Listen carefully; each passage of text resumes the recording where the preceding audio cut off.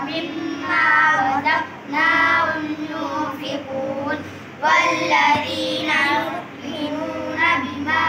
أنزل إليك وما